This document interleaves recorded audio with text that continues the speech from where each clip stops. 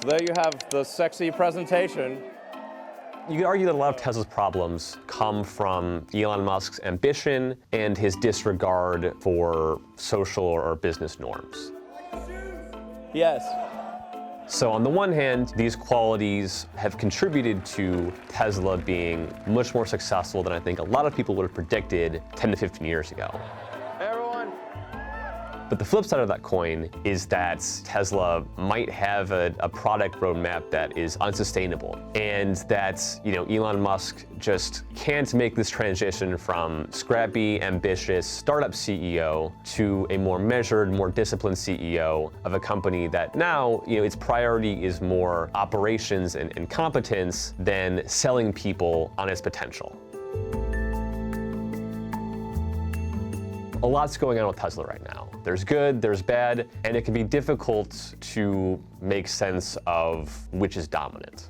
Over the past year, Tesla has undergone 3 rounds of layoffs. After this first round of layoffs last June, Elon Musk said in an email, or he strongly suggested that they're making these cuts now so they'd never have to do it again. But then in January, they made another round of layoffs. And then at the end of February and the beginning of March, when they announced they were going to close some stores, they said that would also lead to layoffs.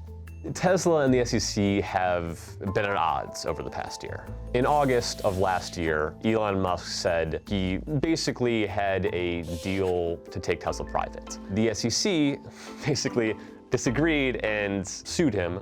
The two eventually reached a settlement. Part of that settlement requires Elon Musk to have all communications that could be relevant to investors reviewed by someone at Tesla before he makes them public. And recently, he tweeted a projection about Tesla's vehicle production for this year.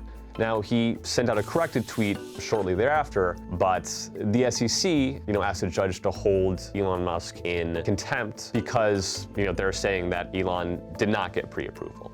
So over the past year, there have been 3 former Tesla employees who have filed whistleblowing tips with the SEC, which basically means these employees are saying that we have seen wrongdoing at the company and we want the government to know about it. Now, Tesla has denied all of these things, and we haven't seen any hard evidence of this, but it certainly raises questions for the company.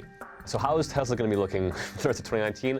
That is the million-dollar question. On the one hand, they finally introduced the $35,000 version of Model 3, which has been one of their primary goals going back to 2006. On the other hand, they're closing a lot of retail stores. There's questions about where they're going to build the Model Y and the Semi, questions about Elon Musk's behavior. It's tough to tell. There's a range of possibilities for how this year is going to turn out for Tesla. Right now, it's difficult to tell how things are going to shake out. Worst case scenario, Model 3 and I guess overall vehicle demand is not as high as they'd hoped. Elon Musk's behavior and legal battles with the SEC, serious consequences.